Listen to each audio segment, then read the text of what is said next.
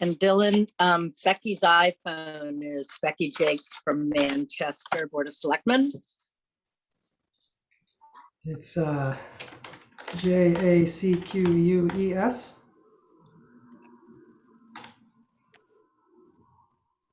Is that correct, Becky? No C. No C. JAQ, no C. But thank you. That's generous to toss an extra letter in. That's nice.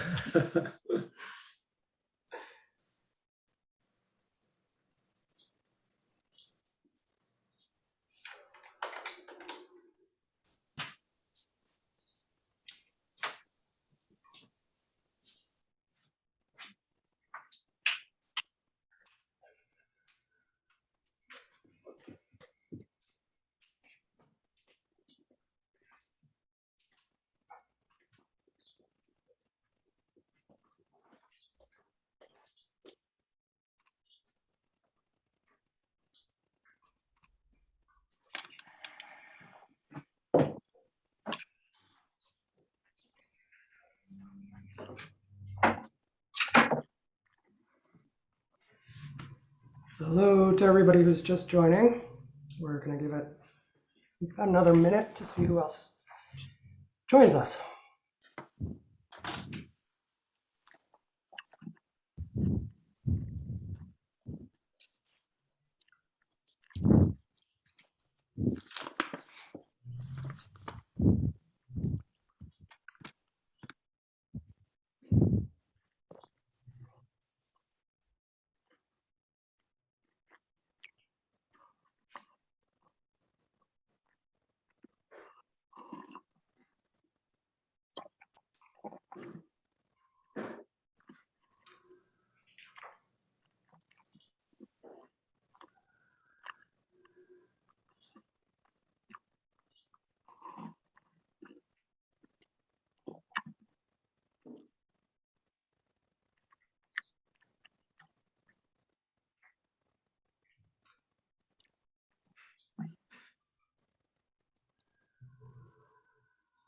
All right, let's get started. So we're going to start with just a little introduction from folks from Manchester and Essex. I'm Dylan Sussman. I'm the plan facilitator who was hired by the state to work on this plan for Manchester and Essex. And I have with me tonight Peter Flinker. Hello. Peter is the principal of Dodson and Flinker and my boss, and Aishwarya Kulkarni. Hi. Hello, everyone. Who's also worked on this project. So, folks from Manchester and Essex, start us off, please. Hi. I'm Sue Brown, and I'm the Manchester Town Planner, and I just want to say it's been a great experience working with Essex on this project. While our two towns are different in a number of ways, this project has really highlighted the many commonalities that we share, including a desire to see our downtowns thrive, and also for them to be a reflection of and serve our greater communities and to make our local economy stronger and more resilient. So it's been a pleasure meeting some of the folks and working with some of the folks in Essex on this. And I want to thank those who are joining us tonight. I know there's a lot going on. I also, Dylan, do you mind if I just thank the Manchester Steering Committee members, Christine Delicio, Erica Brown, Becky Jakes, Sonia Nathan, Amy Lage, Linda Crosby, and Gar Moore. Some of them are not able to be here tonight, but I just wanted to put it out there. I'm hopeful that you'll go over the purpose of tonight's meeting, and I can just cut this short and leave it at that. I will, yep. Sounds great. Thank you.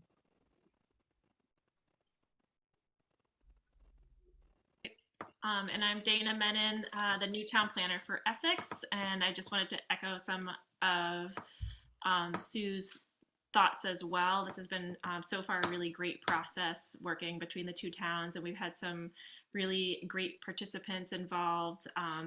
Thanks to everybody from Essex who has also been involved, Jody Harris and Donna Roy and Ruth Perrine, and of course Brendan Ricky, the town administrator, has been really involved. He couldn't make it tonight, unfortunately. He had a meeting conflict.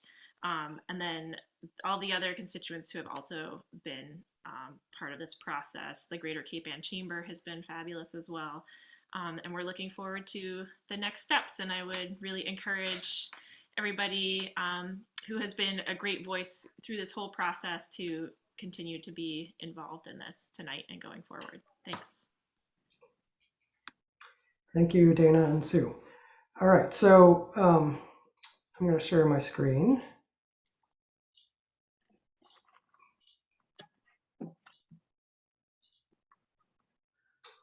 Okay, sorry about that.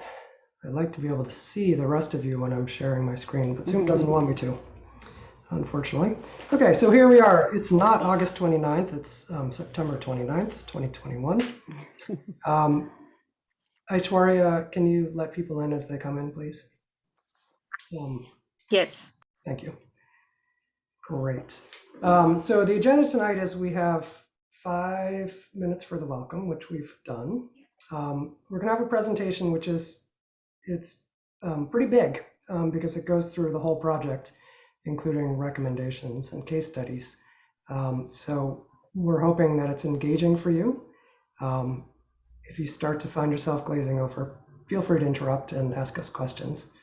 So we're going to review, in the presentation, we're going to review the background of the project and the process, some key findings, which for those of you who came to the first meeting will be familiar.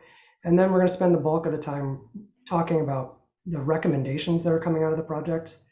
Then we'll have about 45 minutes or more to talk about these project recommendations, answer questions, and talk about prioritizing those recommendations.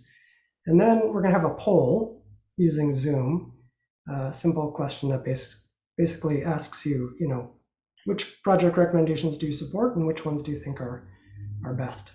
Which one do you think is best? And then we'll wrap up. So this is for the Rapid Recovery Program, which is an effort by the Commonwealth to ensure that all the communities in the state have data-driven plans to aid in their COVID recovery efforts and to develop what they're calling shovel-ready ideas for future grant applications. And then at the same time to support the Commonwealth in collecting data about the impacts of COVID and what's happening in communities, and also what kinds of projects that communities think are important to recover from COVID, so that the state can prioritize funding in various programs. So as I said earlier, the objectives for tonight are to share our results and to get your feedback. The project started around mid-March. There was a business survey that went out, and about 18 businesses in Essex responded, and about 11 in Manchester responded, and they were about the impacts of COVID. We collected some background information, submitted that to the state in late May, had a community forum also in late May. Then there was this whole process going on with what were called SMEs, or subject matter experts, who were providing information about the best ways to go about doing downtown economic development planning. We worked up some project recommendations, reviewed those and prioritized them with sort of an ad hoc steering committee we had, which was composed of people both from Essex and Manchester. Had some great conversations about project recommendations, fleshed them out more. And then there was a process where 6 of the 9 project recommendations were reviewed by these subject matter experts. And we had basically a consultation with the project committee and the experts for each of these project ideas, and the experts suggested ways to improve them. Meanwhile, we've been working on the final plan, which is due on Friday, October 8th. So we're racing to the finish, and here we are at our second community forum. The project area for Manchester is the downtown. I think the downtown of Manchester is pretty recognizable as the area around the harbor, running basically from along Central Street, from Pine Street, down Union Street, down Beach and Summer, as well as the harbor and Musconomo Park and Reed Park. In Essex, for this project, the downtown is defined to include the Causeway, Martin Street, heading up Main Street here, and then heading up a little bit towards JT Farnham's. So heading up Eastern Ave to Farnham's and the shopping center there, and up to Hobbs Court on Main Street. Okay, so we're gonna, like I said, I'm gonna review some key findings. I apologize for the bullets, and I'm gonna try to get through these quickly, since I think many of you have seen them before. So not surprising, the customer base for both downtowns are relatively wealthy. Median income in Essex is 113,000 and 125,000 in Manchester. Both of the communities have a significant population that's not working in the town. Your residents have a long commute, which is telling us, A, a lot of them don't work there, and B, during normal times when people are going to offices, they may not have a lot of time to spend in the downtowns. It also means that a lot of residents aren't around during the day to patronize local businesses. The employment opportunities in the towns are limited, and sometimes they don't pay enough to afford housing. So a number of past plans have talked about the need for housing in the downtowns. And employers, I think, have had some struggles in the past to attract employees, and that's made much more difficult in the aftermath of COVID. The local customer base is probably not sufficient to support the downtowns you have. In talking to business owners, they talk a lot about how visitors are really important for their success, and that in particular the summer months are when a lot of businesses make their money. So both downtowns rely on regional visitors and visitors from beyond. Aishwarya, could you mute people, please? Thank you. Okay, so this is a map showing the sort of 5, 10, and 20-minute drive times from the two downtowns. I think it's worth seeing that a 10-minute drive from Manchester gets you to Essex and vice versa, right? So it's very convenient for somebody who lives near downtown Essex to drive to downtown Manchester and vice versa. At 20 minutes, the customer areas are basically the same, with Essex picking up a bit more to the northwest. So in terms of kind of small regional customers, you have the same market. And then obviously you have different markets for those who can walk to your downtowns. The next category in the diagnostic is the physical environment. So I went through the customer base. Now we're going through the physical environment. So both downtowns have a really strong sense of place. That's a key selling point. And that's important because that sense of place is increasingly important in the face of competition from online sales and sort of the growth of fast casual dining, where you can get a reasonable meal out by a highway somewhere. So for downtown economic development, it's that sense of place, the experience, the uniqueness that is going to draw a lot of customers. Both downtowns have limited parking.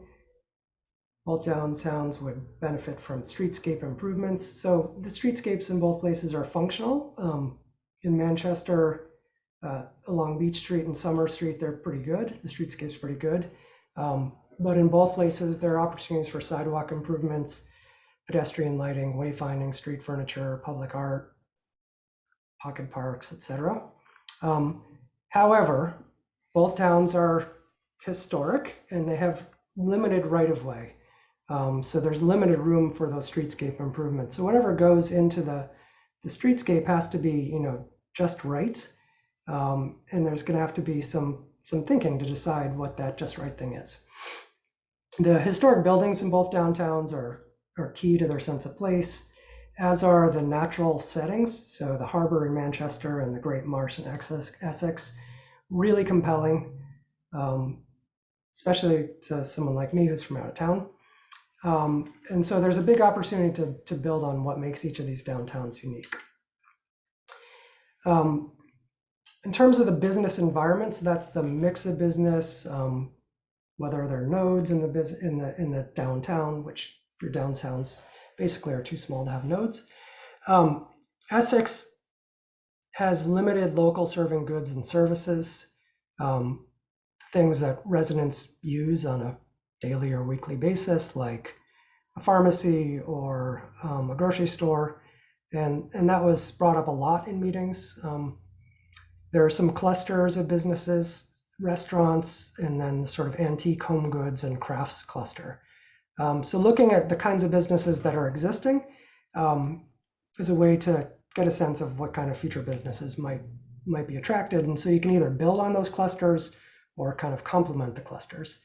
In Manchester by the Sea, you've got a more complete downtown with the pharmacy and the grocery store and hairdresser and so on. The clusters there are professional services, a lot of real estate agents, restaurants, and then an interesting couple of businesses that sort of specialize in low price but relatively high-end goods.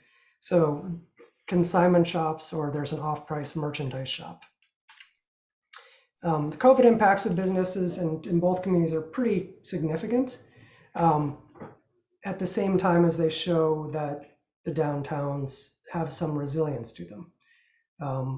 So there was one permanent business closure in Essex. There's 6 storefronts currently vacant. This information is as of May, so it may not be currently what it is, but that's what it was when we did the inventory in May.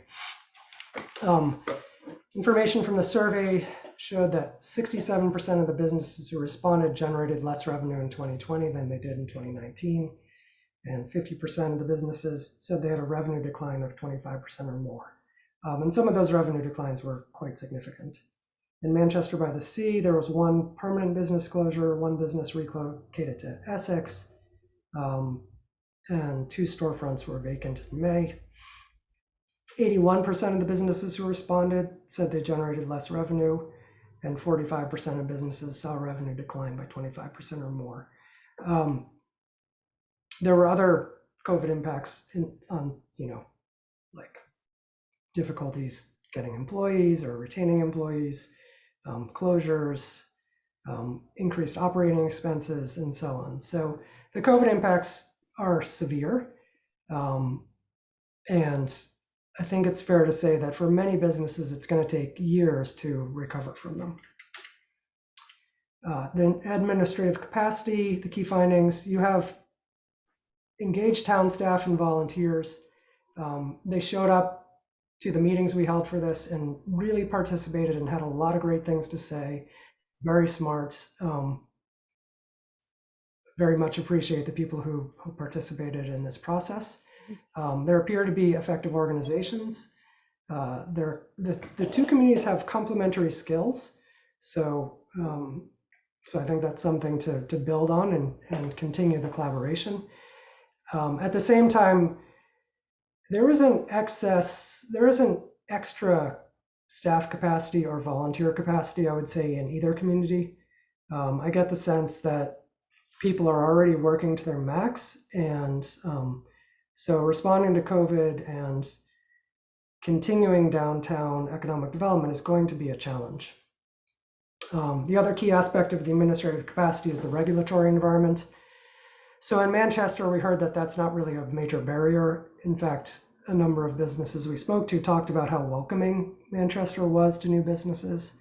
In Essex, regulatory environment, zoning, various business permitting is seen as a barrier to success. The mixed-use zoning recently passed for the downtown area in Essex, and additional zoning changes are underway. Okay, so that's the key findings. Now I'm going to talk about project categories.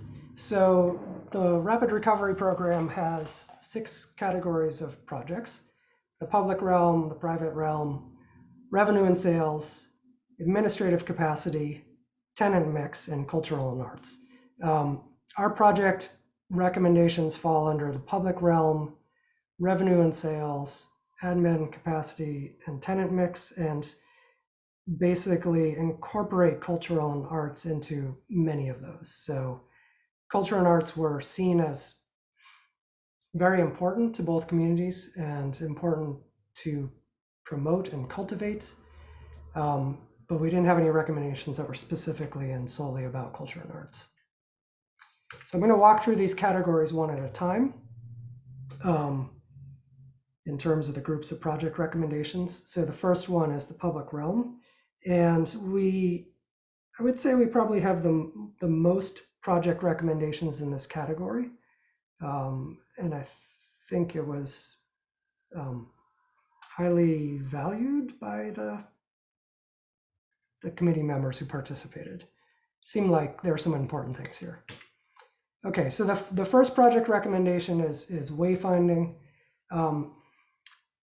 All of the recommendations, except for one, which I'll note later, are for both downtowns. So the two towns applied for this grant collaboratively. And so the instructions from the state program were that the recommendations that come out should apply to both communities, with the idea that the communities would have stronger applications for many future grants if they applied together. It doesn't mean that the communities have to apply for future funding together or they have to work together in the future. It's just that we tried to, identify things where they could as much as possible. So the wayfinding project is creating a wayfinding system for both downtowns that reinforce the unique sense of place for each of the downtowns. Use elements other than signs as much as possible, and consider approaching the project as a regional tourism initiative. The budget for that is somewhere between $50,000 for just design to over $200,000 for design and installation.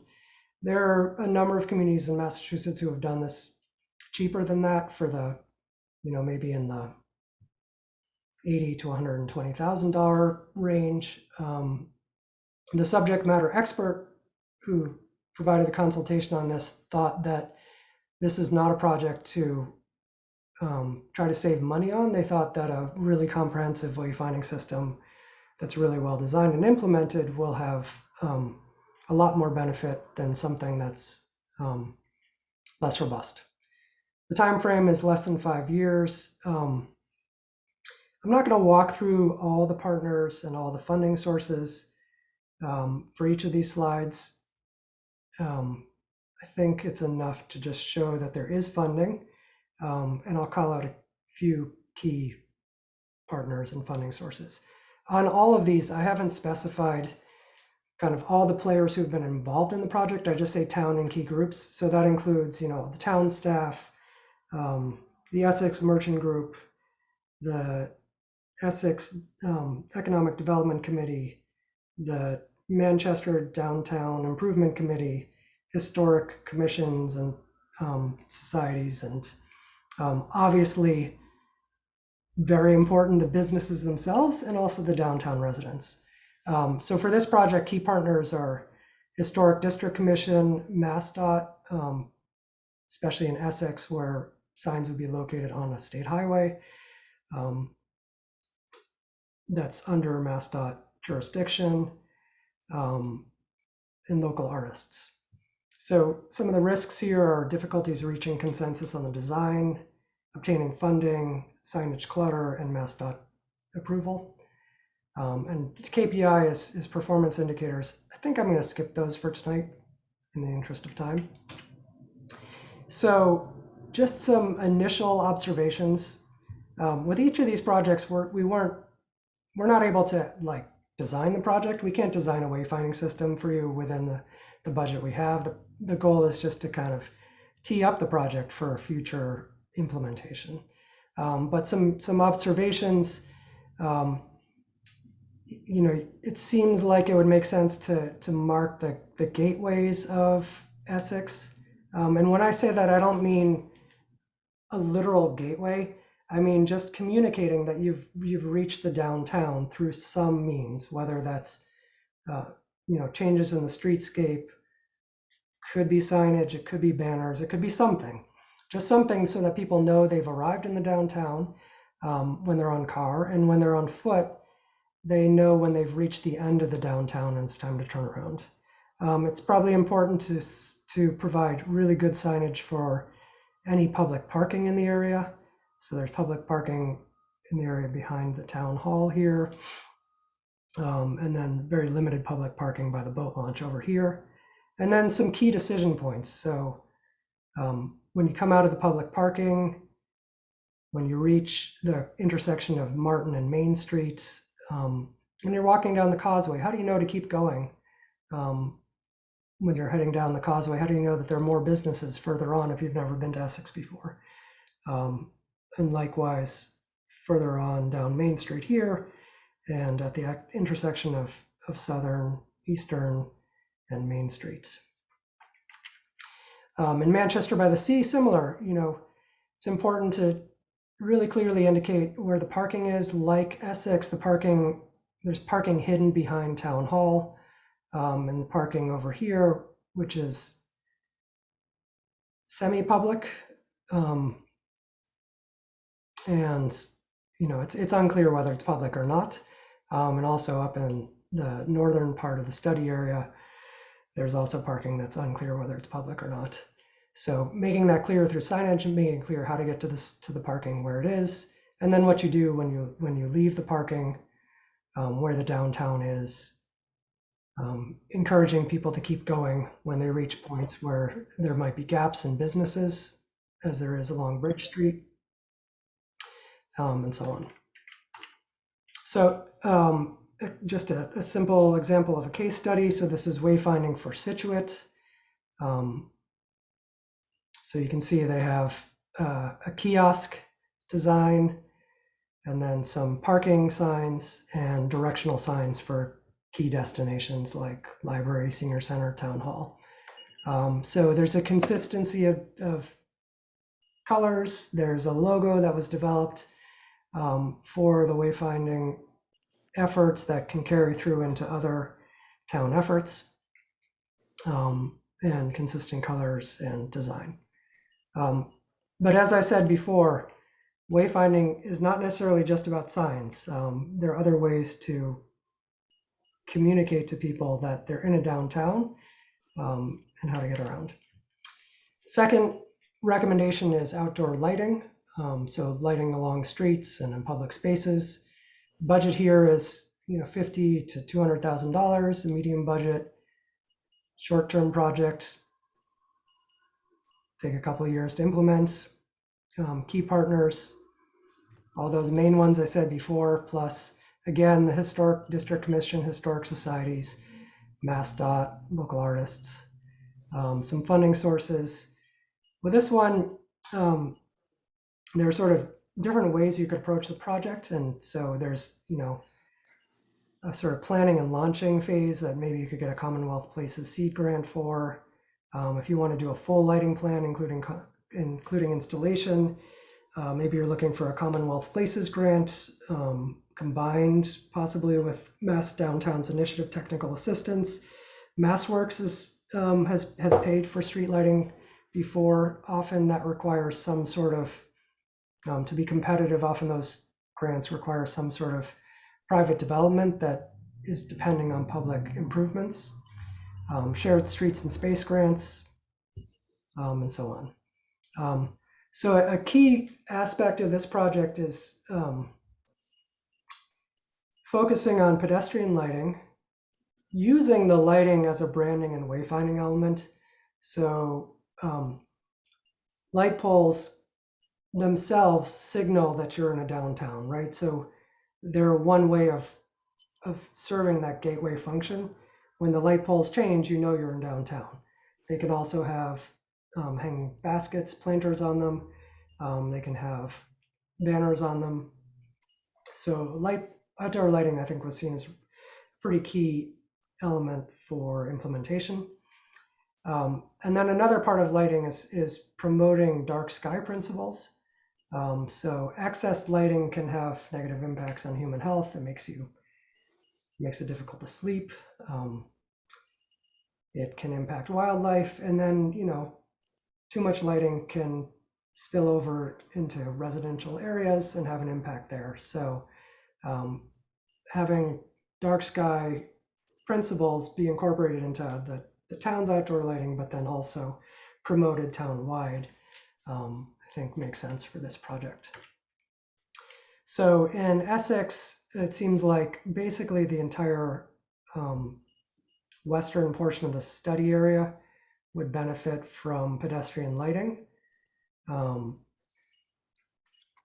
particularly probably along the Causeway and Martin Street, if I had to prioritize. In Manchester, Beach Street and Summer Street already have outdoor lighting that's pedestrian lighting that's pretty good, although I've heard it has some maintenance issues. And then Union Street, Bridge Street, Central Street, Elm Street, and School Street would benefit from improved pedestrian lighting. So a case study here, Topsfield recently installed pedestrian lighting in their historic downtown. What's interesting about these fixtures is that they're actually solar fixtures. So you can't see it, which is the point, but the pole itself is actually a solar panel, and it has a special black solar panels on it that make it look historic. And so one advantage of that is it might cut down on the need for electrical installation and make the project more affordable, as well as more sustainable from a climate change and energy use perspective. Okay, moving on to public bathrooms. So we have two more in this public realm category. So this is a medium cost project. Again, short term. Key partners are visitors and the senior center, some funding sources, AARP, Livable Communities Grant might go partway towards implementing this. It's possible you could use ARPA funding for this. You'll see in a lot of these that there's a TBC, to be confirmed, on the ARPA funding. The ARPA funding is pretty complicated to figure out what is covered and what's not covered, or what's allowed and not allowed. And so there's a certain amount of risk that the town, I guess, would be taking to use ARPA funding for some of these projects. And then EDA competitive tourist grants, and also sponsorship and advertising. All right, so simple project, right? Make some bathrooms, promote them, and then most importantly, maintain them. Case study, this is a public toilet at Volunteer Park in Shelter Island. This is the park, and the toilet looks like this. This one's actually from Portland, but it looks like this in Shelter Island. So it's $122,000 installed, and it has a 1,000-gallon tank. All right. The final one in this category is a placemaking plan. So those first three were projects where you would hire a consultant to do some sort of design process usually, and then implement the project. This is stepping back and taking a broad look at the downtowns and making plans that are more holistic. So looking at sidewalk conditions, looking at street furnishings, looking at park improvements, looking at lighting and wayfinding, public restrooms, all together, and trying to coordinate those projects so that they have similar material, similar look and feel, so that you can be sure that you're making the most use of your limited public space. It's a medium cost project, again, short term. Some key partners are local design professionals and bike ped groups, as well as businesses, town committees, etc. Some funding sources for this are the Mass Downtowns Initiative, which sort of was running this project for the state. Your regional planning agency, MAPC, might be able to help with what's called district local technical assistance. You might get a community planning grant from EOEA. You might be able to take advantage of the Essex Heritage Partnership Grant Program, which is a one-to-one matching program. So this project is stepping back a level. The opportunity with it is you have better coordinated implementation across a range of elements. The risk with it is the opportunity cost. So you put resources into planning instead of implementation in the short term. Some opportunities, the town hall area in Essex has some space to do things, so that including the park behind. The Park at Park by the Village Restaurant has a little bit of space that could be used for a kiosk or something similar to that, or by Essex Shipbuilding Museum and the public boat launch. There's some space to host winter events or do some wayfinding installations or put in more seating. The Pocket Park near the bridge, similar opportunities for public art or a gazebo or whatever it is you might want in your public space. And then again, you have public seating and some plantings along the causeway, including the Essex Scenic Byway sign, which is like a 3-sided kiosk. In Manchester by the Sea, the town common seems like it has opportunities. I know it was recently redone. It's quite beautiful. The property at the corner of Elm and Central has a little bit more space between the front of the building and the sidewalk, so there's an opportunity for, benches or planters. Space in front of the library is an opportunity zone. The corner of Beach Street and Summer Street has a fenced-in area with the Richdale sign in it and some beautiful old trees.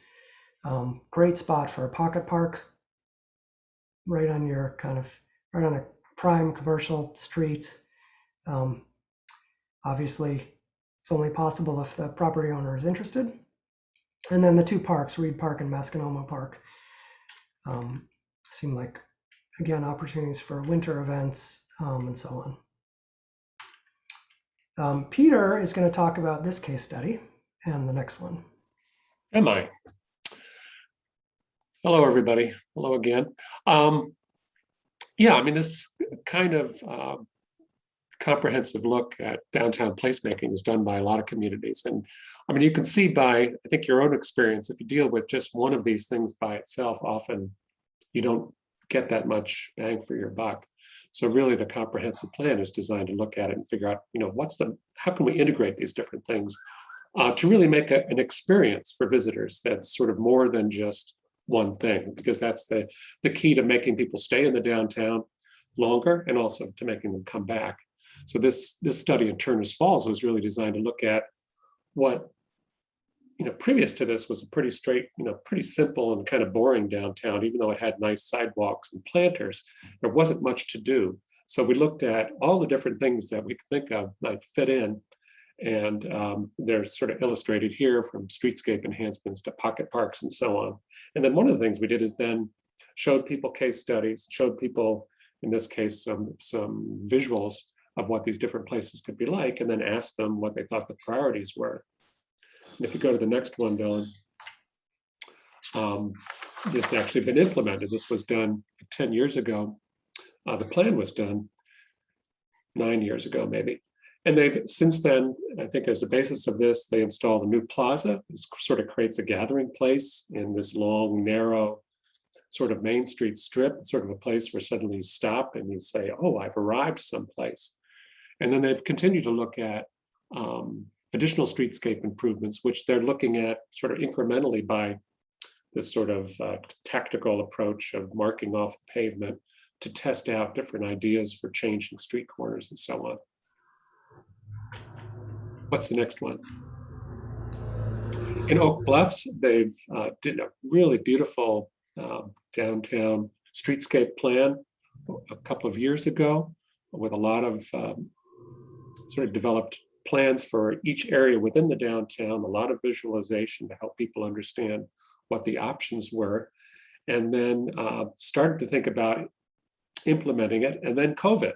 But of course, like you, they've been looking at, since COVID started, temporary installations to bring people outside. And because they had a streetscape plan in place, they already knew a lot of the things that they could possibly test in addition to outdoor dining in terms of circulation, where you might cut off parking and so on. So this was really a good opportunity to test out some of those things.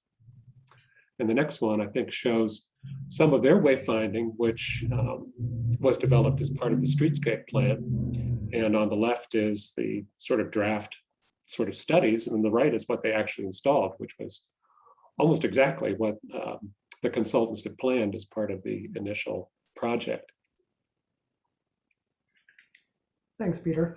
Yeah, and so this Oak Bluffs project is a really interesting one because it's had a lot of implementation to it.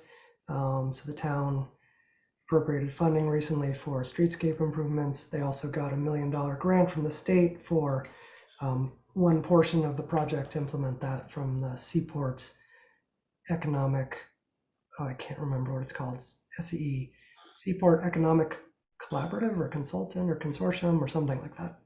Okay, so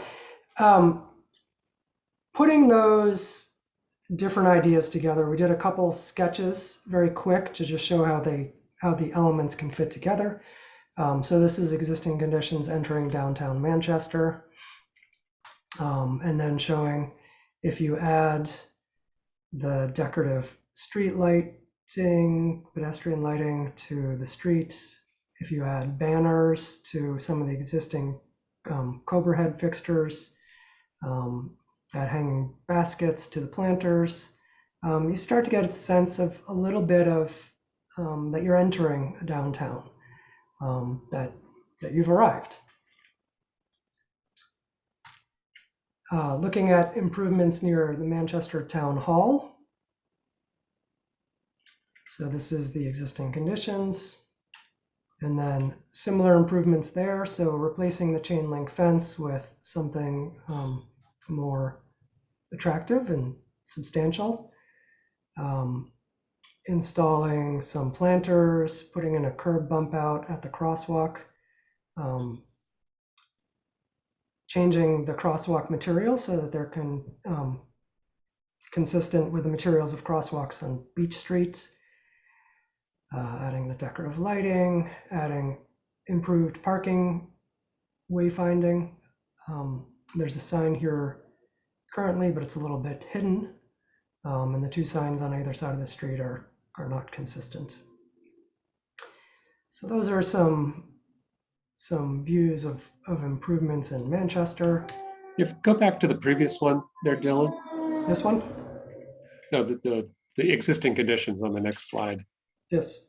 Yeah, I mean, I think it's interesting. I mean, I think one of the key functions of this kind of streetscape improvement, as a lot of you know, is you sort of take something which is, it's kind of, for a visitor, it's kind of uncertain, what's public and what's private? Where do I belong? Where am I welcome as a visitor?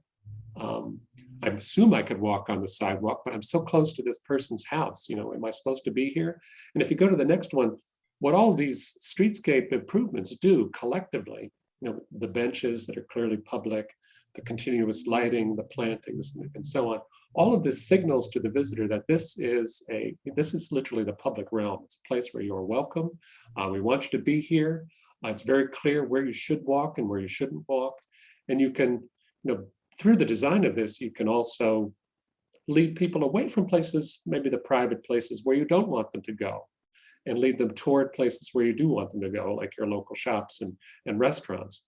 So again, it's like any one of these things helps functionally, but together they create the system that's sort of, taking your visitors by the hand and welcoming them to the downtown.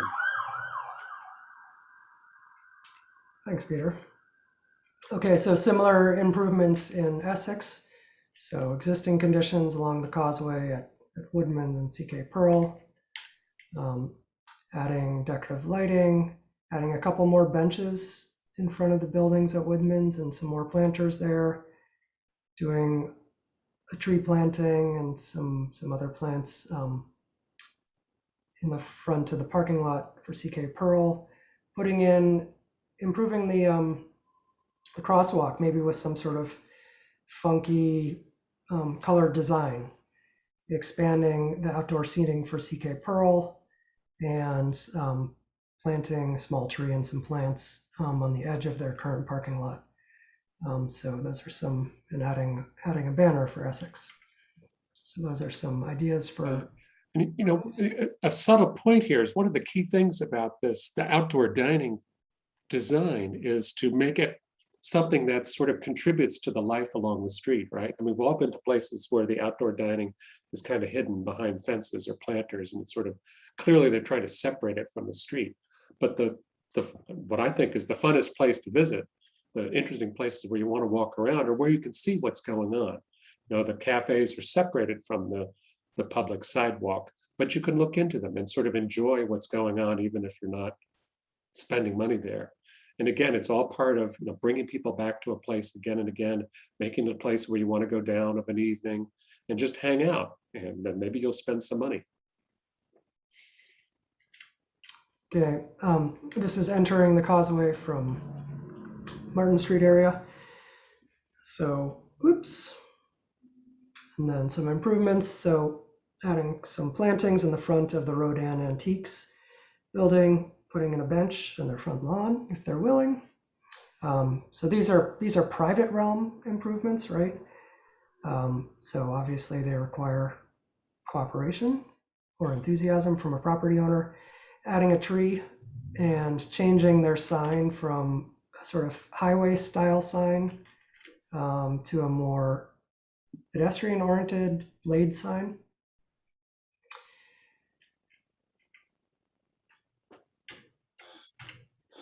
So some subtle improvements, but trying to take advantage of every little shred of space that's available in a pretty constrained street environment.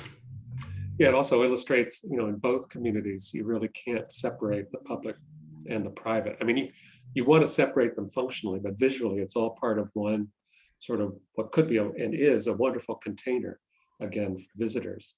So it's sort of one of our conclusions that it's key to work together across that boundary with this idea of placemaking and that has to do with the lighting, the planting, and everything else. Yeah, and I guess I should note that in both of the Essex example, the power lines went away. That's a very expensive project, and it may not be feasible in Essex given the floodplain issues. But burying power lines is an extremely effective way to improve a downtown. And you can see that in Manchester where there aren't power lines. So it's not a project recommendations, but I guess put it in the hat for if some person wants to donate a lot of money to the town sometime. Revenue and sales. So project recommendations. So we have 9 recommendations so far. Total, we've gone through 4 of them so far. Revenue and sales category. Doing branding and marketing for the 2 towns. So this would be sort of a shared effort where you might have one consultant and sort of similar implementation infrastructure, but obviously the brands for the 2 communities would be distinct, reflecting the uniqueness of each community. It's a low budget project, can be a short-term project. Partners, traditional media, social media influencers.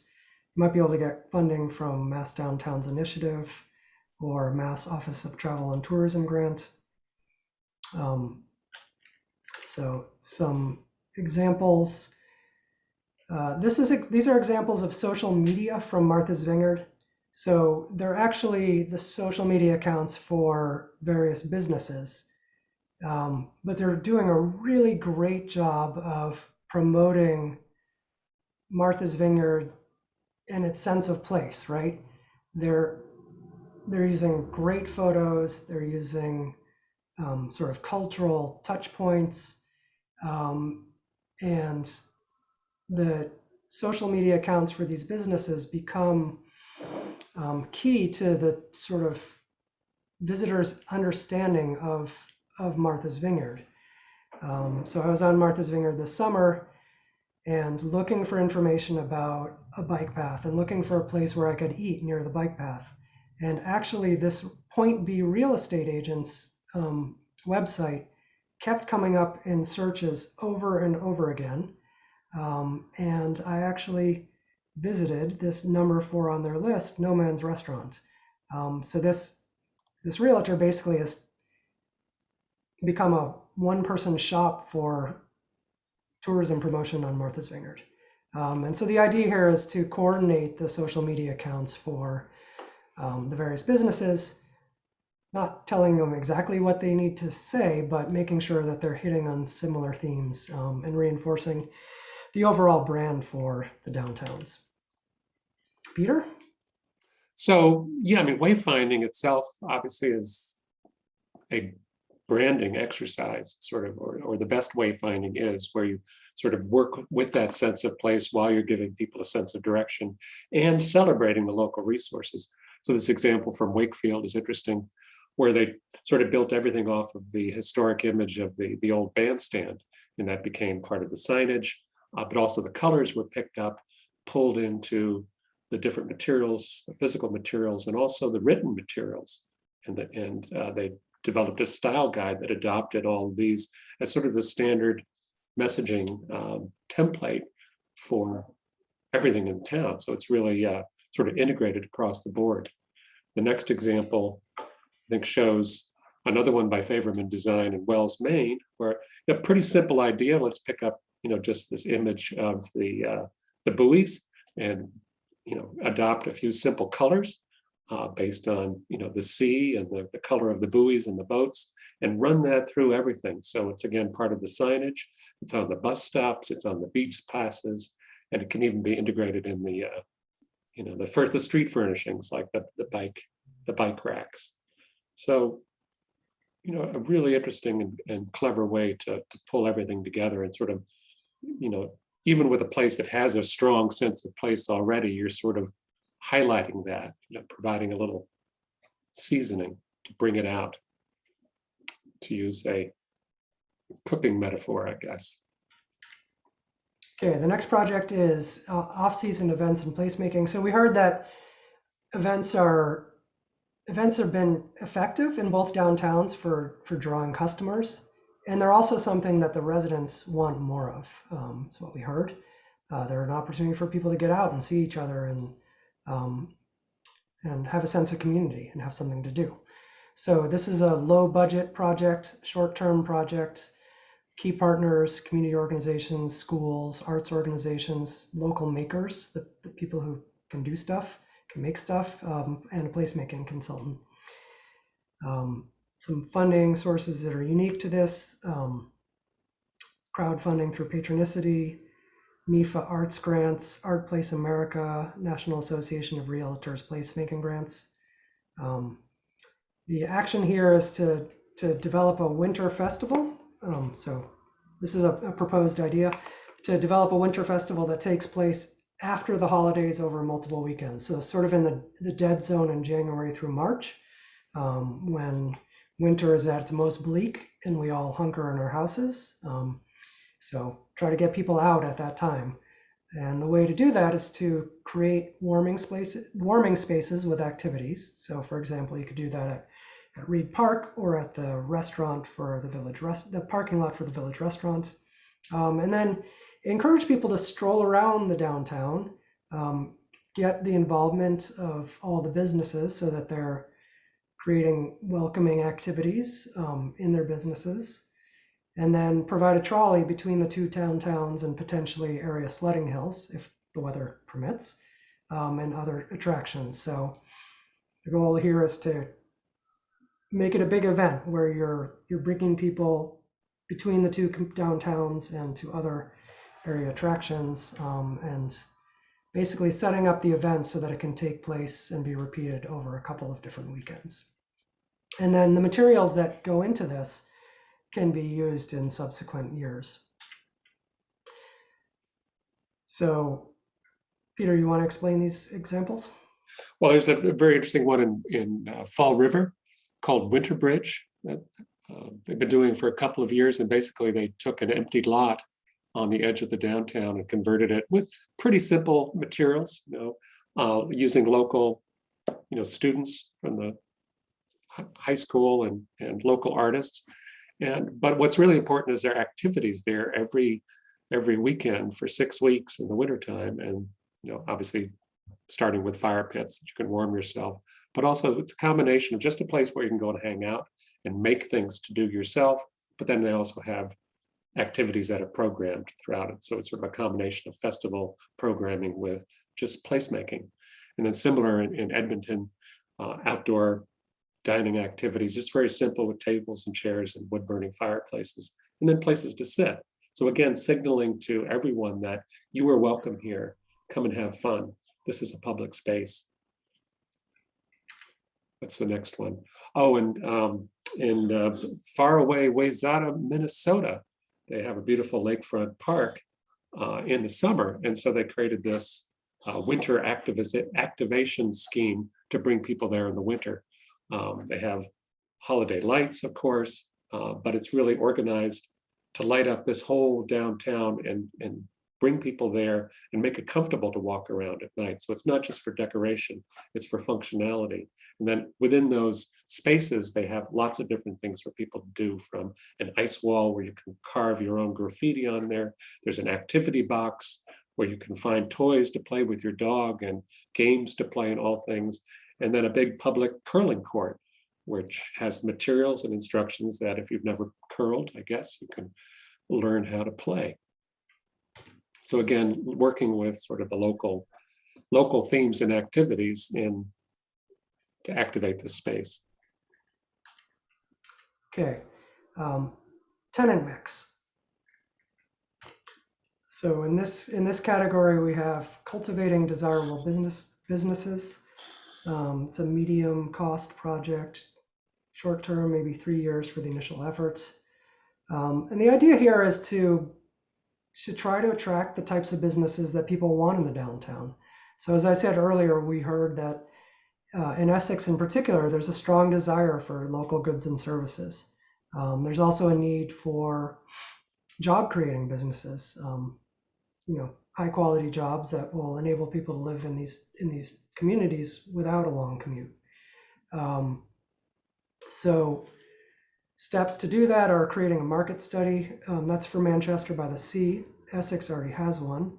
Conducting an environmental scan. So going out and talking to existing business owners, finding out what's working, what's not working, what kind of businesses they think could be successful. Looking at the available spaces, thinking about what kind of businesses could be successful in the available storefronts. Exploring and creating programs. That could be things like a mentoring program for new entrepreneurs, a buy local campaign. There have been some really successful buy local campaigns that, as a result of COVID, you actually had one in Manchester, where there was basically like a shopping spree that was given away. Pop-up space for new businesses, and then creating marketing materials and doing outreach to potential businesses. Some funding, again, you might be able to get some funding from MAPC, District Local Technical Assistance, or from the Community Capacity Building grant from MDI, or a grant from the Community Compact. And this is an example of just one of those sort of program ideas, the idea of creating a pop-up incubator space. And during one of the conversations with the committee for this project, this idea, I think, seemed really appealing, of buying some prefab sheds and setting them up in a public space and making those available for local artisans or other new business people to try out their business and see if it works before graduating to a permanent brick and mortar space. So this is an example of that from Ashland. It's the Corner Spot pop-up incubator, where they have a combination of sort of a park gathering space and then also this shed that is a host to new businesses. Apparently they've had more than 50 different vendors come into the shed. And I think the reason they're coming is that they're also doing programming in the park. So they're bringing people there to create customers for the potential businesses, and one feeds off the other. It's a very interesting combination. Yeah, and this also can be even more temporary than this. It can be a temporary artisans fair or a temporary business fair, like a farmer's market, or like I believe in Essex, there was an artisan fair a couple of years ago in the Woodman's parking lot. So continuing that kind of effort. And then finally, the last category we have is admin capacity. So as I said earlier, there are people in both communities who are involved in economic development, both volunteers and organizations and town staff are already doing a lot. And so it seems like it would be helpful to have somebody who's focused just on this. So the proposal here is to hire a short-term economic development project manager, and that could potentially be funded by a grant from the Community Compact, possibly ARPA funding, with 6 months to figure out what the position is, and hire somebody in 2 years to test them out. And I think what really excites me about this project idea is that the idea is that the person would be there to basically get the tools in place, to provide technical assistance and training to volunteers, and basically equip the volunteers in the two towns to carry on with economic development activities after the grant ends. So this has been tried previously, and we'll show you an example of it. But the failing of the previous attempt at this was that they didn't do the technical assistance and the training for volunteers. So when the grant ended, the effort ended. So I think this idea of creating the tools, creating the systems, creating the outreach materials, and so on, and providing the technical assistance is a really good one. So the case study here is the Gateway Hilltown's Economic Development Director. It was funded for 12 months with $100,000 from a Community Compact grant position. So it was 6 towns. They hired somebody to get things rolling. They promoted branding, promoted training, promoted training, and got some great things done. Unfortunately, when the money ran out, the towns didn't have funding to continue paying the staff person. Nonetheless, they did attract some new businesses to part of the state that, I don't know if you can see this picture up here, but it's very, very rural. These are some very small towns that are pretty far away from anything. So getting economic development in those areas is a big win, and getting new businesses is a big win. Actually, Dylan, it started in 2017 and continued through last year. So they actually carried it on for a couple more years. Oh, okay. I'm not sure how they funded the additional years, but I guess it was successful enough that they did. Thanks. Okay, and then the last recommendation is zoning changes for Essex. This is a project that's already underway, but seems really important for downtown Essex because rezoning changes. So Essex adopted a downtown district, but it is now looking at zoning for the rest of the town. And so the zoning for the rest of the town is going to have impacts on the downtown. And so it's a medium cost project, sort of short term, 1 or 2 years. Steps here are to conduct a diagnostic of existing zoning, to identify the basic desired land use patterns. So where business is desirable, where are the nodes, where are they not desirable? How are you going to deal with the existing businesses if they happen to be in undesirable places?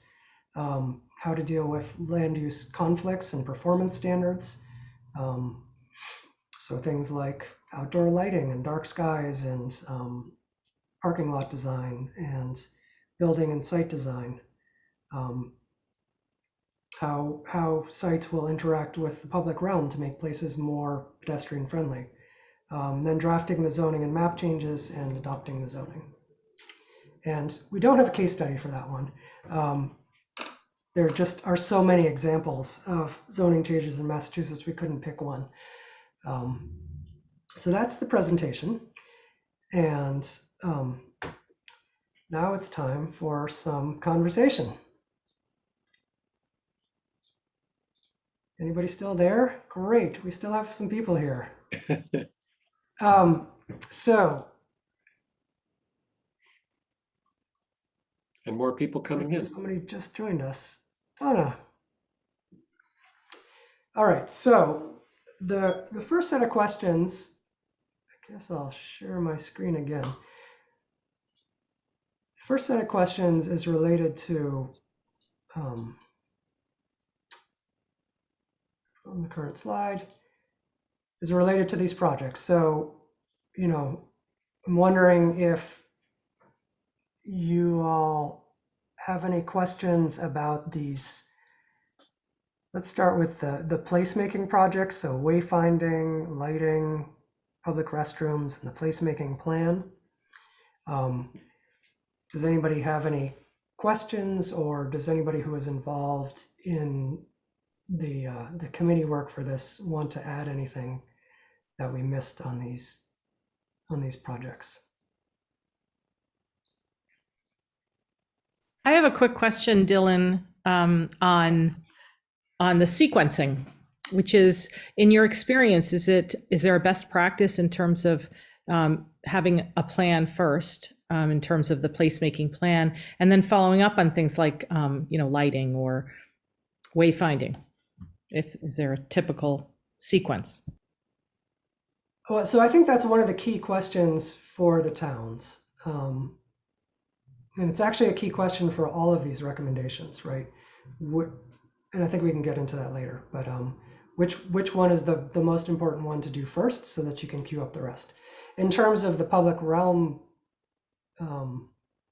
projects, I think you can go either way. You can get the quicker win of an implementation project, just with the understanding that it may not be perfectly integrated, or you can do the downtown plan and make sure things are going to be well integrated and possibly set yourself up better for funding in the future. So I think it can go either way. Yeah. It just depends on the town's priorities. Yeah, I agree with Dylan. I mean, actually what we're seeing is there's sort of two different, I wouldn't say opposite approaches, but two different approaches towns are taking. I mean, for the tradition is to, you do a master plan like Oak Bluff did. You spend $100,000 or more, you really look at everything in detail, you talk about everything with everybody, you draw up all the plans, and then you implement them in lockstep. The other approach is the sort of modern movement toward what's called tactical urbanism, which is like, let's not make another plan that nobody's going to look at, let's just go out and do stuff. And that's really good when you have some energetic local people who just want to get things done and are willing to go out and set up fire pits in the middle of an empty lot and be out there on the weekend serving hot chocolate. So I think that I wouldn't say this, as a consultant, I think you should spend a lot of money doing planning. As a sort of member of a community, I think you need to look at, what are the resources you have in terms of money to invest in plans, and also personal resources, volunteers, and so on, who are willing to do these things. And do your volunteers and your staff and the other people who are involved in the downtown, are they folks who want to do a plan first and agree on things? Are there things that are not so certain that you need to hash out before you can implement? Or do you have things that you want to do, you just need somebody to get out there and start doing it? So yeah, there's not a particularly clear one answer to that, but I think part of it is maybe a little bit of an analysis of where you are today with your volunteers and your staff time and everything else, and thinking about the best approach. It might be some combination of things. I think there are, maybe a third way, which is towns which embark on a large scale sort of master planning process, but then very quickly do short-term interventions. And maybe that's part of the process. Like, we're not sure what to do with the downtown, but come, let's have a festival and set something up temporarily to test out some ideas. Yeah, I want to add one thing on the tactical urbanism or demonstration project, which are those Wait, I can't hear. short-term installations, which is that I've been increasingly seeing in communities that do some of these short-term installations that they're quickly taken down when there's an explosion of opposition to the project. So if you don't do your community outreach and your planning beforehand to make sure that people know what the intervention is, you're really sure it's actually implementing the town's goals and the priority of your residents, those projects can backfire. I don't think that's as true for sort of the like winter event placemaking thing, where you're not changing a street in a significant way. But some of the street projects have, I think, backfired. So there's kind of no way around doing the community outreach and the engagement and the really strong grounding in the town's goals and priorities and the communication of that. I see a couple hands up, so let's hear from Sandy and then Kathy. Great. Thanks. This is Sandy. Great presentation, by the way. Thank you. Very informative, and I love the case study use. One section that I thought was a little bit light, and I may have missed some of it, I guess, but one of the issues in Manchester that we're dealing with is determining how to make public restrooms easily found, or where to place it. And it looks like we need to protect areas like Reed Park, and I love the idea of adding like these other little pocket spaces that are more inviting, rather than building something out and wasting that space. And also knowing that while it's nice to be convenient with the public restrooms, people don't want to hang out near them. So do you have any further insights to share regarding what you found out about Manchester and Essex regarding this aspect? Yeah, so I think that we haven't done the work to figure out where the best location for a public restroom is. And I'm sorry we weren't able to do that with this project. There are two aspects. I think what you said is totally right on, that one of the key things with the public restroom is knowing where it is. So for a local, you may know that there's a restroom that's open and available in the basement of the town hall.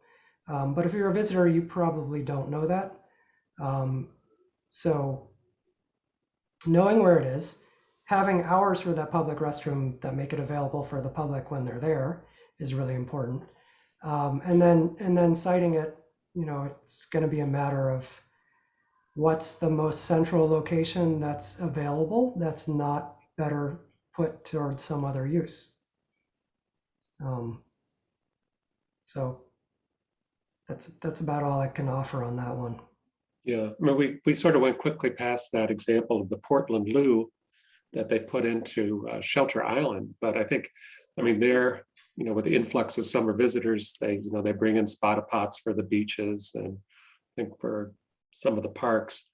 But obviously you don't want to have, a row of spotta pots in your downtown. It's just, and people don't really like them very much. And the whole idea with the Portland Loo, which was designed for Portland, Oregon, and is constructed out there, is to design something which actually enhances the streetscape, which functions as a spotta pot in that it doesn't have any plumbing other than a tank underneath. But what they did is they designed it to look and feel and work like a regular bathroom. You can flush the toilet, etc. And you have no idea it's not a regular, just a public restroom. And you can move it around and test different locations as you can with a spotta pot. So it's right on the street on the edge of a park. So everyone knows it's there. You see it as you're passing by. It's easy to find. Also very safe. You don't feel like you're going off in a corner and not certain what's going on. So I guess the advantage of that is a lot cheaper, probably half the price of building a building for restrooms, but it's still rather very expensive at over $100,000 compared to spotted pots. But I think it's a sort of an interesting compromise. Yeah. And what do you think about putting it in a critical location that you want to drive people to use to picnic and things like that? Recommending it be sort of, in another area, maybe closer to where parking is or something like that. I think, Yeah, go ahead. yeah, I don't think we've looked at the situation enough to make that judgment call. I think you need to do some design work to figure out the answer to that question. Okay, great. Thank you. Kathy? Hi, thank you very much. First of all, I just want to say your presentation was outstanding. I just think it was very comprehensive, covered all the bases, and gave us lots to think about. So thank you very much. I live on Lower Pine Street, and I walk downtown 3 or 4 times each day because I walk my dog down there. And a couple of things caught my attention, which I'd ask for you guys to consider. First is and I forget what part of the presentation it was on, but there were some additional bump outs and landscaping across the street from the town hall at the corner of, I think, Central and Elm Street. Yep. Great. Please. Top priority for me is safe walkability downtown. And that particular intersection that you mentioned, I walk literally 3 or 4 times a day. And it's pretty dangerous to cross that particular crosswalk in front of town hall because there's so many interactions, like 3 or 4 different streets there. And someone asked about priorities early on. In the master plan here, I would ask you to consider safety and street crossing to be near the top. So that was comment number 1. Comment number 2 is I had the opportunity recently to use the commuter rail to go into Boston. Hadn't done that in a very long time. It's a hidden gem in our community, and even the downtown stations in Boston that I hadn't been to in decades, they are so much cleaner and nicer than they used to be. And I just didn't hear the concept of public transportation mentioned as something to either consider as part of the advertising, the waypoints. It's a hidden gem, our commuter rail, and I would ask you to consider that. And my last comment is someone asked about immediate action versus a big plan. It doesn't have to be a choice. A good strategy can be developed quickly, but you want to implement frequent improvements. But it should be aligned with a strategy, because strategy without action is really not helpful, and action without strategy is chaos. So I don't think it has to be an either or. I think it's a good integrated strategic plan with many quick improvements is often very helpful. So thank you again. Great presentation. Thanks. Yeah, I'll just respond to the commuter rail. That we definitely have considered the commuter rail. It's a key asset for Manchester by the Sea. I've heard a number of times that the people in Essex are jealous of Manchester by Sea because of the commuter rail. And one of the reasons it's a key asset is because it draws a lot of visitors in the summer who arrive by commuter rail and go to Singing Beach and then patronize your businesses. So that's important. And for them, wayfinding is really important because they arrive at one end of downtown and their destination is away from downtown, right? So you need a way to communicate to them that, hey, there's something on the other side of the commuter rails on Beach Street. And yes, it does continue around the corner and stretch all the way past the town hall. Okay, any other comments on those public realm projects? So that was outdoor lighting, wayfinding, restrooms, and then the overall placemaking plan. Comments, questions, thoughts, concerns?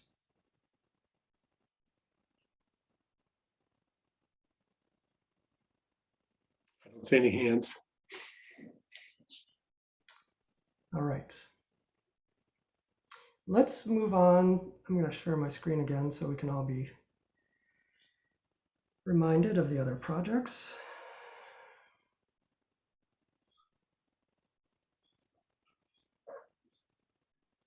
Okay. How about the branding and marketing, off-season events, cultivating desirable businesses, shared economic development project manager, or zoning changes?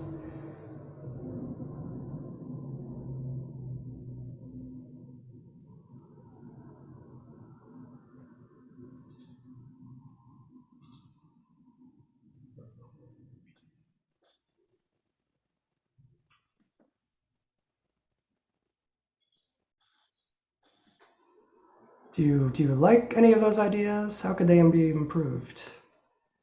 Greg? You don't, hold on for just 1 second. By the way, feel free to just jump in. You don't need to raise your hand. This is a pretty small group, and I think we can just have a conversation. Sure. So on the shared economic development director, I just wondered if there was conversations with the Cape Ann Chamber to see if they could fulfill that role rather than us hiring someone new. Is it something that we might be able to partner with them on? Again, finding a funding source, I understand that's critical. But I didn't know if there were conversations with the chamber on that concept. I don't remember whether, yeah, Olivia from the chamber is here tonight. And that's definitely a possibility. I don't think we specifically talked about whether the chamber could take that on. But it's close to Olivia's role from what I understand. Olivia, do you want to respond to that? Yes, so I think it's something that we can definitely talk about and maybe get together to discuss it. Part of my position is it's to cover all 5 of the communities we represent. So my only hesitation is taking on so much where I'm not able to put into all of the other communities we represent. But I do think we should explore it or talk about it. There is an opportunity with the city of Gloucester, for example, of kind of the same thing that was brought up now. So I definitely think we can explore it. It's definitely worth a conversation. Yeah, with Ken, the CEO. In a lot of ways, the chamber would be a really great organization for that position to be seated in, because otherwise they would be seated either in one of the 2 towns, right? Which would automatically create a sense of ownership or friction, could potentially create some friction. So having an outside organization take that role would be great. Dylan, I have another sort of best practices oriented question. Yes. In your experience working with other municipalities and other sort of economic development initiatives, do you ever get towns that double up or merge 2 of the functions you described? Number 1, the marketing, and number 2, the economic development, and sort of, which is fundamentally a little bit of a marketing job. I have not. I mean, the first thing that comes to mind to me, Dylan, is towns that have a business improvement district, right, with a staff person. Frequently, that person will combine a marketing program, working with businesses directly and the town, and sort of marketing collectively everything that's going on as as well as doing the sort of general economic development and downtown improvement stuff.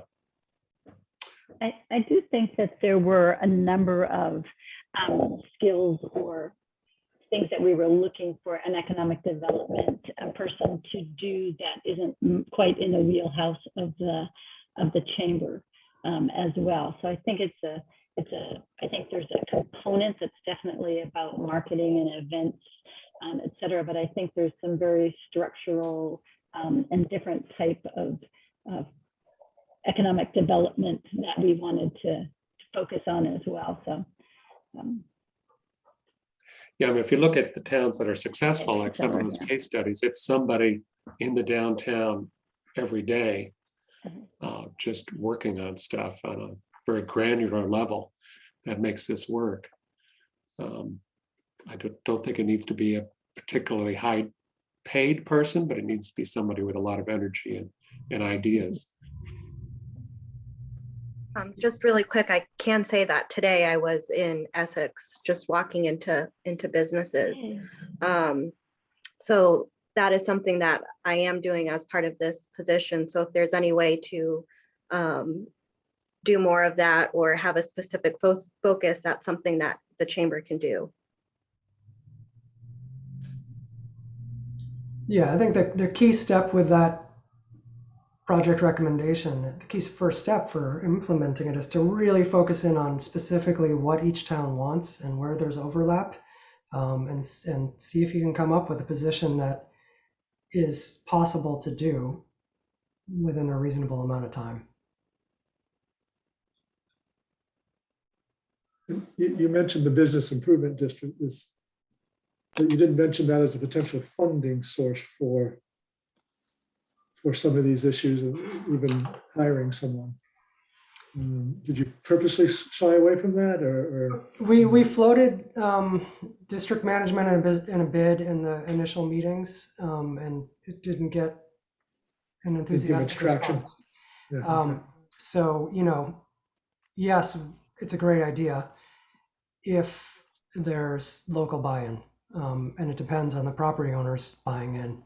You have a kind of in a unique situation in Manchester by the Sea where you have a small number of property owners who own a lot of the downtown storefronts. And so on the one hand, that might mean that there's greater opportunity to form a bid. On the other hand, maybe you don't need one because it's just a couple people who need to coordinate with each other.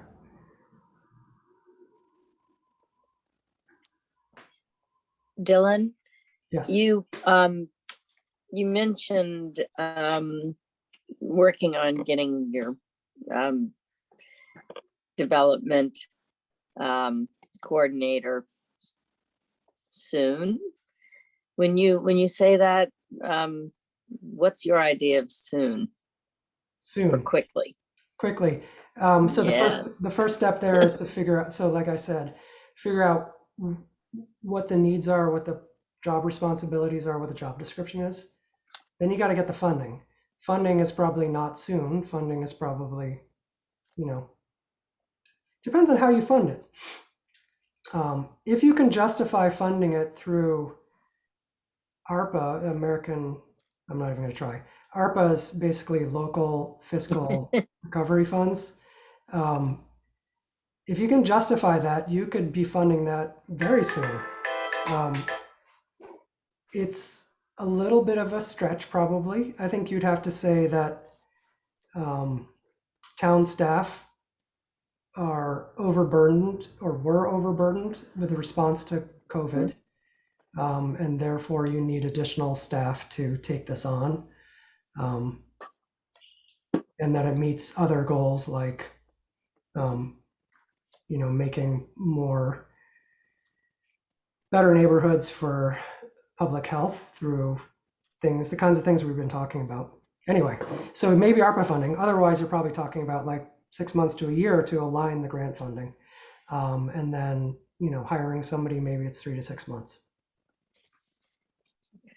Thank you. And I'm just going to riff a little bit on this ARPA funding thing. So there's a lot of money out there right now through the American Reinvestment blah, blah, blah Act. It's a really unique opportunity. So, but a lot of that funding requires regional collaboration.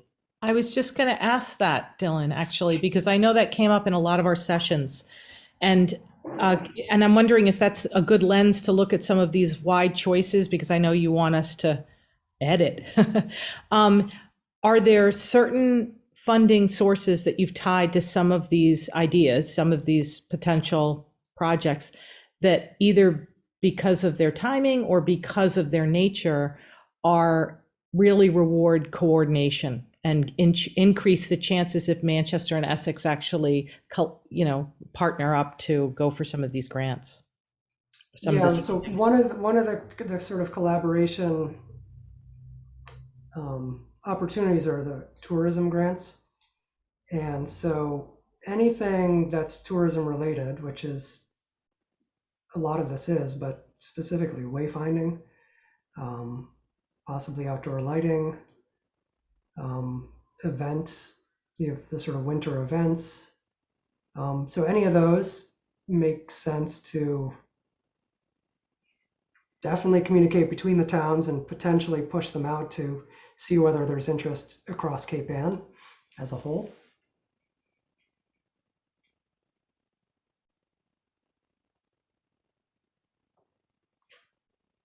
Have any of you seen similar projects in other places, and were there any things that you saw in those other places that you think you want to emulate or you want to avoid?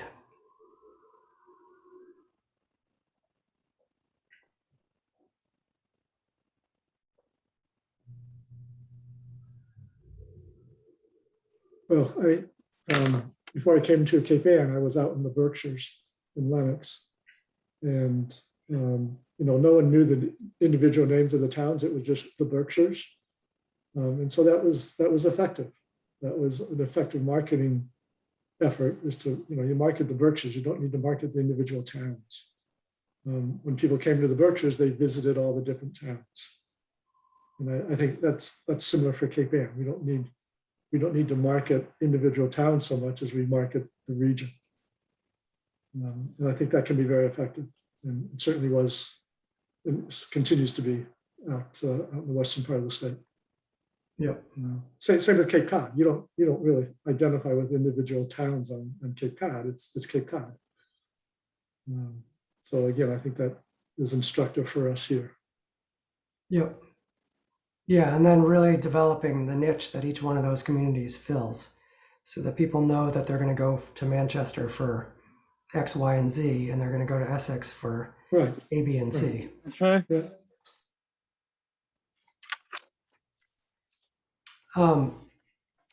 So going back to the question we had at the beginning of, well, actually before that, are there any of these ideas that you think would be particularly impactful for addressing the hit that businesses have taken from COVID?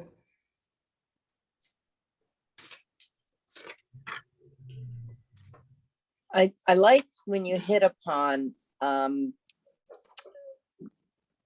more of the wayfinding in terms of people who come in on the commuter rail and saying, yes, you can go to the beach, but there's so much more up around the corner as well. And the before and afters that you all did, the pictures and then the mock-ups of the consistent color, consistent designs, the plantings, and we're already doing, we have a great group that's got the benches going, our longevity benches in town.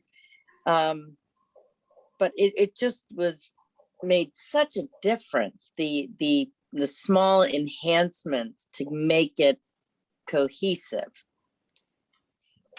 I thought that had a huge impact, or could. Yeah. Great. Thank you. I think the economic development director is a really important one. I think And I think for Essex as well as Manchester, and I think the opportunity as well there is that there are a lot of complementary net needs between Manchester and Essex, and that would be one area where the differences would actually complement and is actually a strength, so that there's not a competitive thing per se, but because Essex and Manchester are very, very different. But I think that could really impact the businesses and of course the marketing as well. I think that would have a big impact on businesses. I hear that all the time. Okay, thanks. I would just add, and I was involved in the process building up to this as well, but I think that keeping that in mind, the recovery for businesses from COVID really kind of gives weight to the idea of doing a long-term simultaneously with a short-term approach, doing the winter placemaking or something like that while you're start embarking on a longer-term solid foundation plan, because businesses need help now, right? That's why we're doing this now. So if there's things that we can start doing now that are non-permanent or flexible or can grow in the future, like these events, that would be really important, I would think, while you're also building this strong platform for economic development and strategic planning in downtown. Yeah, well said. Yeah, I think that's exactly right, Dana, and the non-permanent portion and the testing out. And we know firsthand that testing things out and giving people an opportunity to understand how they work or how they might work and how they don't work is very important while you're creating that plan, because I do think an overall plan is good. I also think that Becky hit on it when she said that, the incremental, the small incremental changes can make a big difference. And it doesn't have to be in your face design, which I think there could be some pushback in Manchester, but it needs to be subtle and in keeping with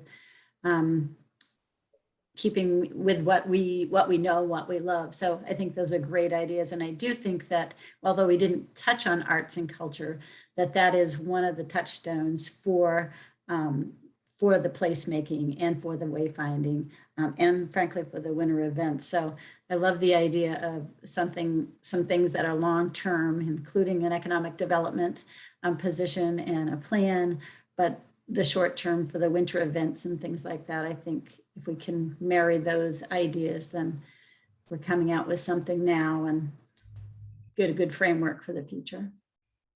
Yeah, I like the idea of coordinating across with Essex, maybe even, I know Magnolia doesn't have a lot going on right now, but, just coordinating so that the events complement each other versus compete with dates. The one thing I thought was interesting is Ipswich used to have, like, sort of around Halloween, they had their river festival, but they made it a whole season of illumination. So they're drawing people to Ipswich every week to different parts of the downtown area. And so it's not just a one-time event, but it's a whole season. So, if you're busy, you find another day when you can go. And so it's just sort of top of mind to say, oh, let's look at the calendar, see if I can make it this time. And so coordinating across Manchester and Essex with something like that might be very cool. Sandy, I'd also add that one of the strengths of that sort of event is that there's things for all, you have time and space when you kind of stretch it across for all different niches. You have the family friendly events on like Saturday mornings, and then you have the like beer garden adult events on like Thursday night. You can really kind of appeal to different categories of people. It's not kind of a 3-hour event once that's going to kind of fit one group. Right, exactly. The other advantage, of course, is that you could build momentum in terms of equity of people under expecting things. It takes people time to train them to expect something. And, sometimes you have to stick with something in order to land the message eventually. Yeah, and I think that that picking up on what Dana was saying, and also the giving people time to understand what's going on. So with the winter events, having it on successive weekends and incorporating some sort of installation where you have seating and warming areas. Those installations can stay up between the events, right? So they're there if somebody wants to come downtown on a Thursday afternoon or a Wednesday morning, and they're also there for the Saturday event. So I wonder in your, I think $50,000 or anyway, in your budget, I'm aware that there is a huge amount of time that's put into those events. And I don't know if the $50,000 assumes that we have the capacity to do that, or is there someone out there that helps implement these things and does the legwork and can that be part of the budget? Because I just know that's a big tripping hazard there if you don't have the capacity. It's a fabulous idea. I love it. I would love to know if there's that we can work into the budget, finding someone who actually does that kind of thing. Yeah, so Jonathan, who is the consultant, our expert on that topic, has done, the organization he works for got a grant from the Bar Foundation and did a lot of those installations last winter. And I think they were mostly in like the $20,000 to $30,000 range, including the consultation. So someone like him can do the consultation. I don't know that he's actually on the ground, like setting things up, moving things around, reaching out to the business owners, which is all that really time-consuming legwork that Restocking the stove. Yeah, that's gonna be your fire department who does that part. But yeah, it'd be interesting to know what we might get for that money and how much capacity we need to build on the ground for it to be successful.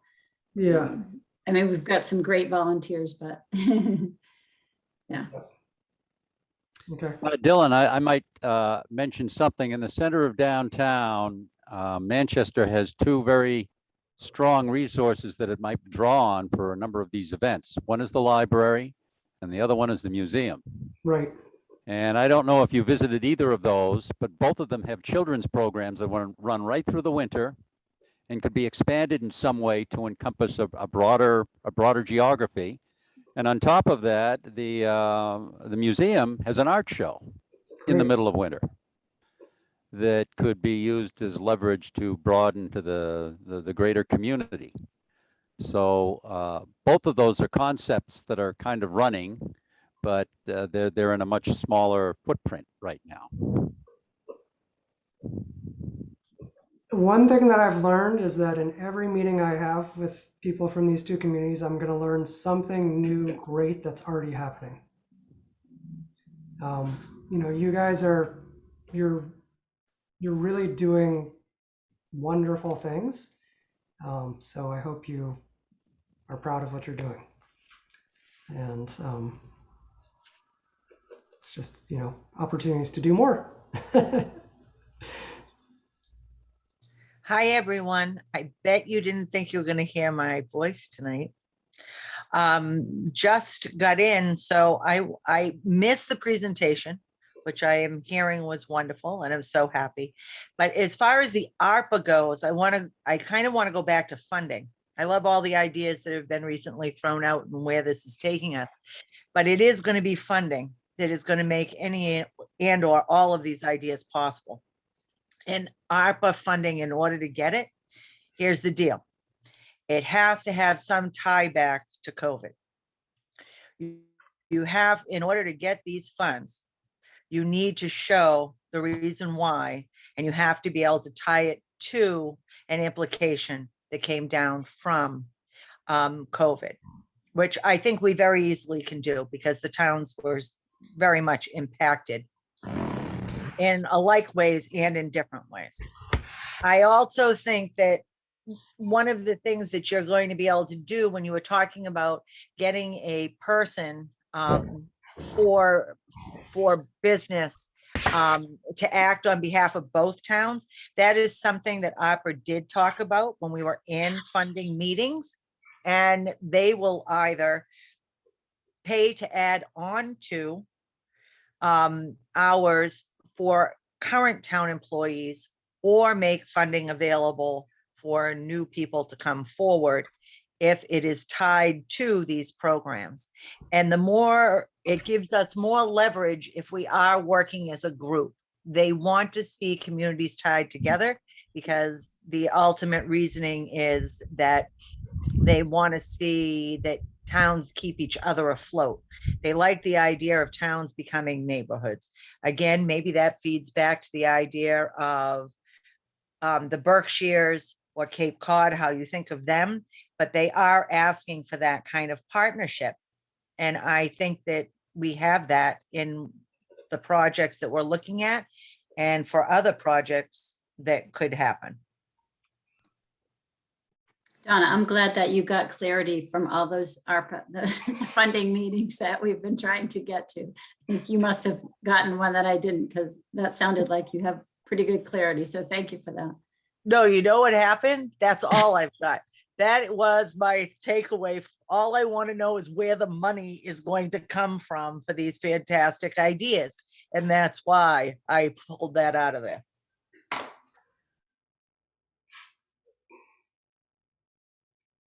Yeah, I've spent more hours than I'd like trying to read the guidance from the federal government on, particularly on the local funding.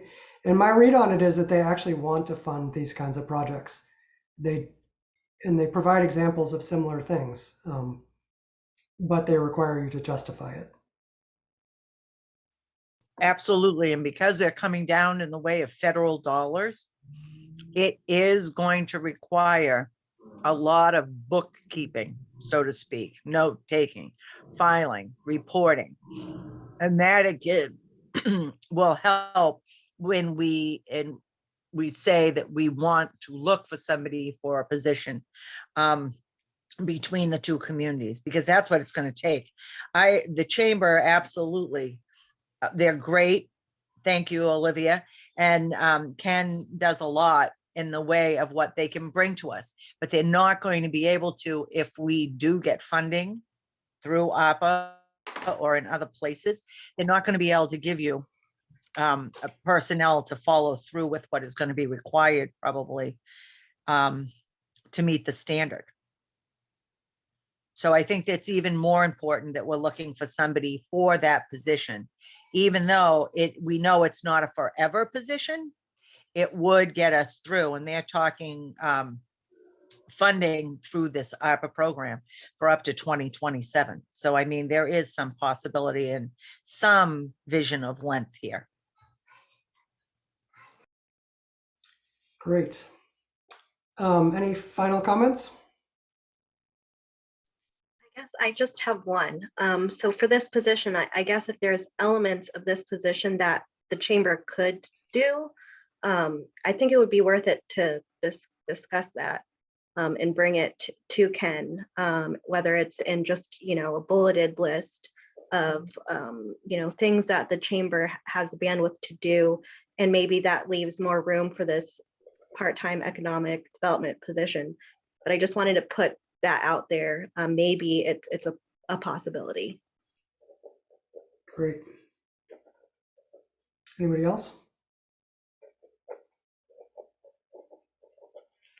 All right, should we do our poll? So I'm going to launch a poll. It has 4 questions. You click on the little buttons you see, and you need to scroll down to get to all the questions before you can submit it. So obviously we're asking where you live, basically which community are you answering for, whether it's living there or working there, or just loving it more. But we're asking you to pick one. And then which recommendations do you just generally support? Like, you think it's a good idea that the town does this thing? Which one is your top choice? Pick one. And then, do you support the communities continuing to work together?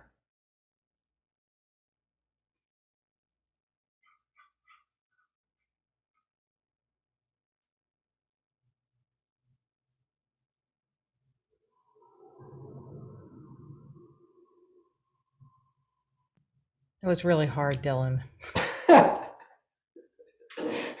Stressing your brain out at close to 9 o'clock on a Wednesday night.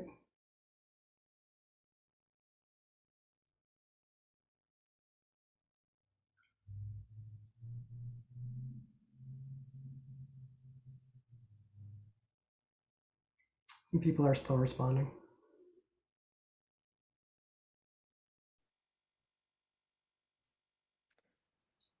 Dylan, this is West Burnham. Yes. I know I haven't been a real active participant with you guys, but I do have one quick question that I don't think you're going to be able to answer now, but maybe you can feed back through Dana, Yes. because I'm also on the planning board and the strategic planning committee. Okay. The pop-up business Yes. concept. We had a rather unfortunate experience a month or so ago in Essex. And I'm curious what sort of regulation or permitting process other towns might use to try to keep that under control some way. Because we wound up with a huge traffic problem. Bunch of cops on overtime for the entire weekend. It wasn't pretty. And I'd like to at least be able to take a look at that as part of our zoning review. And that's because most of it would occur in the business district that we just created. So that may need some adjustment if we're gonna try to promote that. Does that mean that it was an exceptionally successful pop-up business? There were 0 permits. Oh, The Board of Health wound up getting involved. They socked up the entire center of town with traffic, parking on both sides of the road. We had traffic jams halfway out to Ipswich. I would not consider that successful, at least sounds from like the it town's perspective. maybe a desirable idea or desirable product and maybe poor planning. Well, there was no notification whatsoever. Got it. It showed up Saturday morning, locking the town up. And it was like, oh my God, they were calling back every cop they could get a hold of. Well, I think Sorry. thanks, Wes. I'm still getting on board with what's been happening in Essex, so I would welcome any other information you have to share about that. Somebody may have mentioned something briefly about that in a previous discussion we had about this. But yeah, I'd love more information on it. I think that would be the benefit of having kind of a town pop-up space or event, that we could establish some regulations and expectations, and there would be a place and to do it and a process to go through. I think it's a great sign that there's a demand for that sort of thing and people who want to go to it. So there's vendors who want to sell stuff and people who want to buy it. So I think that this is the right direction to take it in, is kind of legalizing it. Oh, you know? I'm very much in favor. I was just haven't had the opportunity to try to figure out what other cities and towns and how they're dealing with it. Yeah. And I Yeah, mean, I a think- common space that we could set aside as a town is one aspect, but that's going to have to be permitted and regulated in some way, shape, or form. Yeah, I think So there are it plenty just of doesn't have to be answered right now. So yeah. I'm more looking for down the road a little bit. Great. Yeah, I think there are plenty of examples out there that we could look to and get more information for ideas on how to do it sustainably and safely. Thank you. All right, I'm going to share the poll results. Can you all see those on your screen? Yeah. Looks like 9 of you are from Manchester by the Sea. Sorry for the misspelling. 4 of you from Essex and 1 from another community. The support for the projects, looks like most of them there's at least 50% support. I'll call out the ones where there isn't. It doesn't reach that threshold. So that's public bathrooms, cultivating businesses in the pop-up spaces. The ones that seem to have the most support are Wayfinding, off-season events and placemaking, and the short-term economic development project manager. And then the top choice, yeah, it's pretty spread there. 3 for the economic development project manager, 3 for lighting, 2 for wayfinding, 2 for pop-up space. And then 86% of the 14 people support continuing collaboration. So that's good. That's good. I wonder if it would be different if we had the 2 top choices, because it was very difficult. It was very difficult for me. So I want to adjust the rules. Yeah. But I do think that there are many that that I would be highly supportive of. So thank you for this. Thank you for trying to get consensus. Yeah, I mean it's a straw poll of 14 people who showed up in a room at one time, so it's one very minor data point. Yeah, we appreciate that. All right. Well, thank you for spending your Wednesday evening with us. Any closing comments from Sue or Dana or anybody else? I would just say thank you to everyone, and for folks that are on the line and didn't know, I just wanted to add that there was also a component of this project where Dylan went out and spoke specifically to a variety of businesses.